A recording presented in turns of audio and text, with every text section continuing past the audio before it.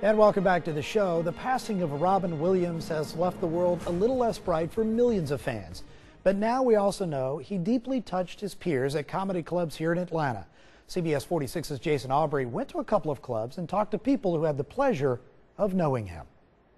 Marshall Childs is a comedian that runs the Laughing Skull Lounge in Midtown, an 80-seat comedy club that can say Robin Williams has played here. Robin loved small clubs. He loved the intimacy of a small club. He said that's the best way to experience comedy, is in an intimate art form. The Punchline in Sandy Springs likewise can stake that claim. Williams performed here in the mid-90s. Many times a performer like Robin Williams or Eddie Murphy or Richard Pryor, those are the backdoor drop-ins that you get in a city like Atlanta. Last year, Williams did just that at the Laughing Skull right after his mentor and father figure Jonathan Winters died. You could definitely tell he was sad. He was still funny, he still made lots of laughs and was impressive and what have you, but you could still tell he was sad. Winters worked with Williams on Mork and Mindy. Williams' stand-up and improv session was a way for him to cope with the loss. And afterwards he said, "Thank you very much, that helped me a lot." A little over a year later, after continued struggles with alcoholism, the coroner says Williams hung himself in his California home this weekend. It was a shock to everyone, but something that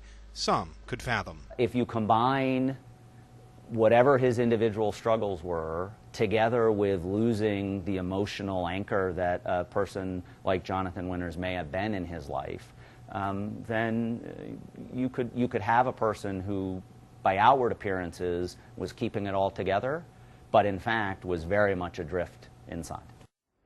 And the widow of Robin Williams says not only was her husband struggling with depression, he was also in the early stages of Parkinson's disease.